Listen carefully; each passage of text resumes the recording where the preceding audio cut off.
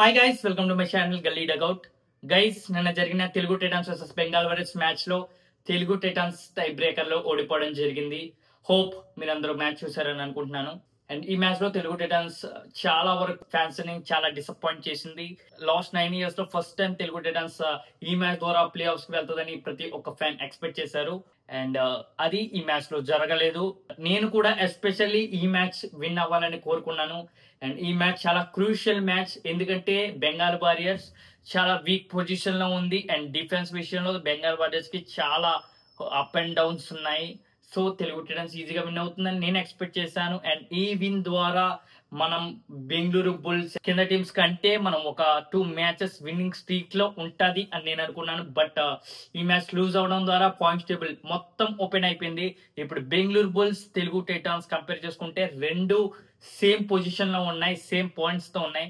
Just points difference మాత్రమే difference గా ఉంది. ఈ మ్యాచ్ లూజ్ అయినా తెలుగు టైటన్స్ కి ఇంకా ఛాన్సెస్ ఉంటాయి ప్లే ఆఫ్స్ కి వెళ్ళడానికి. బట్ టాప్ 4 కి వెళ్ళడానికి కొంచెం పాయింట్స్ టేబుల్ చాలా క్లమ్జీగా మారిపోయింది. తెలుగు టైటన్స్ ఇక్కడ నుంచి ప్రతి మ్యాచ్ 2 or die గా ఆడాలి టాప్ 4 లో క్వాలిఫై అవ్వాలంటే. టాప్ 8 లో క్వాలిఫై అయ్యి ఫైనల్స్ రీచ్ అవ్వడం చాలా ఇంపాసిబుల్ టాస్క్, 90% ఇంపాసిబుల్. అండ్ ఈ ఇయర్ లో ప్లే ఆఫ్ రూల్స్ కూడా చాలా మారిపోయాయి. అవన్నీ మీకు తెలుసు, లాస్ట్ వీడియోలో నేను అవన్నీ ఎక్స్ప్లెయిన్ చేశాను.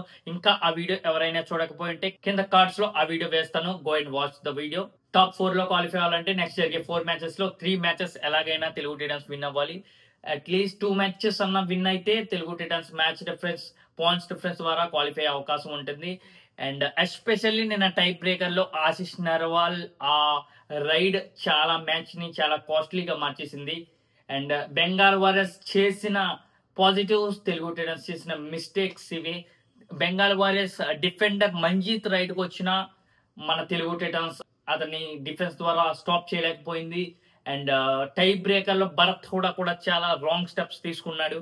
ప్రతి రైడ్ లో డిఫెన్స్ ద్వారా పాయింట్ ఇచ్చేసేవాడు. అండ్ భరత్ కూడా మనం ఏమనలేం, మ్యాచ్ ఆ స్టేజ్ వరకు వచ్చిందంటే Bharat played a crucial role. And Vijay Malik నిన్న మ్యాచ్ లో ప్యూర్ గా ఆఫ్ కలర్ లో కనిపించాడు. చాలా రోజుల గ్యాప్ ద్వారా తెలుగు టైటన్స్ వచ్చింది. సో ఇలాంటివి మనం ఎక్స్పెక్ట్ చేయొచ్చు. బట్ ఈ మ్యాచ్ తో కంపేర్ చేస్తే నెక్స్ట్ జరిగే మ్యాచెస్ చాలా చాలా నెయిల్ బైటింగ్ గా జరగవచ్చు. అండ్ నాకు especially Dabang Delhi and Puneri Paltans defence చూస్తే వణుకు పుడుతుంది. దబాంగ్ ఢిల్లీ డిఫెన్స్ చూస్తే మొన్న అస్రామ్ ఇనామ్దార్ లాంటి రైడర్ వాక్ లైన్ క్రాస్ చేయడానికి ఎంత ఇబ్బంది పడ్డాడో మనం చూసాం. సో ఇలాంటి సిల్లీ మిస్టేక్స్ ఇప్పటి వరకు ఒక స్టేజ్ లో తెలుగు టైటన్స్ ప్లే చేశారు. ఇలాంటి పెర్ఫార్మెన్స్ ఏ ప్లే ఆఫ్స్ లో ఇస్తే తెలుగు టైటన్స్ ఫ్యాన్స్ అందరికి ఒక హార్ట్ బ్రేక్ గా మిగలొచ్చు. తెలుగు టైటన్స్ ఫ్యాన్స్ ఈ సీజన్ లో చాలా ఎక్స్పెక్ట్ చేస్తున్నారు. ఎస్పెషల్లీ నేను కూడా తెలుగు టైటన్స్ ఈ సీజన్ లో ఛాంపియన్షిప్ గెలుస్తుందేమో అని చాలా ఎక్స్పెక్ట్ చేస్తున్నాను. ఆ ఎక్స్పెక్టేషన్స్ తగ్గట్టు తెలుగు టైటన్స్ రీచ్ అవ్వాలి. అండ్ తెలుగు టైటన్స్ చాలా బాగా పెర్ఫార్మ్ చేస్తున్నారు. ఇదే పెర్ఫార్మెన్స్ రాబోయే 4 మ్యాచెస్ లో కూడా చూపించాలి. అండ్ నిన్న జరిగిన మ్యాచ్ లో మిస్టేక్స్ ఎంత త్వరగా మర్చిపోతే అంత మంచిది. అండ్ మెయిన్లీ ఇలాంటి టై బ్రేకర్స్ వచ్చినప్పుడు ఆశిష్ నర్వాల్ ని డ్రాప్ చేసి మంజిత్ ని తీసుకోవాలి. అతను ఏం చేయగలడో లాస్ట్ ఇయర్ ప్రూవ్ చేశాడు ఆ 6 points రైట్ ద్వారా. బట్ ఆ తర్వాత మంజిత్ ని అనుకున్న రేంజ్ లో ఉపయోగించుకోలేదని నా అభిప్రాయం. కోచ్ క్రిషన్ కుమార్ కూడా నేను ప్రెస్ కాన్ఫరెన్స్ లో చెప్పడం జరిగింది ఆశిష్ నర్వాల్ ని ఇంకా టీమ్ లో ఉంచమనేది. But anyways Ashish Narwal contributed so much last season. But ఈ సీజన్ లో అతని పెర్ఫార్మెన్స్ అంత మంచిగా లేదు. సో దాన్ని బేస్ చేసుకొని నేను టై బ్రేకర్ లో రైట్ సెలెక్ట్ చేసి ఉంటే బాగుండేదని అనిపించింది. బట్ పాస్ట్ ఇస్ పాస్ట్, ఇంకా పోయిన మ్యాచ్ మనం ఏం చేయలేం. బట్ ఈ రోజు జరిగే 3 మ్యాచెస్ లో తెలుగు టైటన్స్ కి 2 మ్యాచెస్ చాలా క్రూషియల్. ఎందుకంటే ఫస్ట్ మ్యాచ్ లో Patna pirates versus Bengaluru bulls match ఉంది.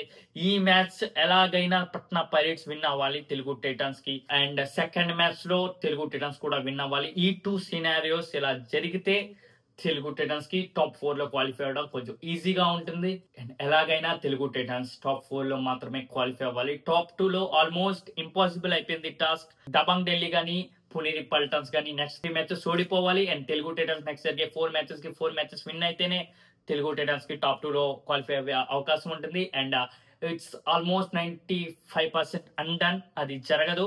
సో తెలుగు టైటన్స్ టాప్ 4 పైన కన్నెయ్యాలి.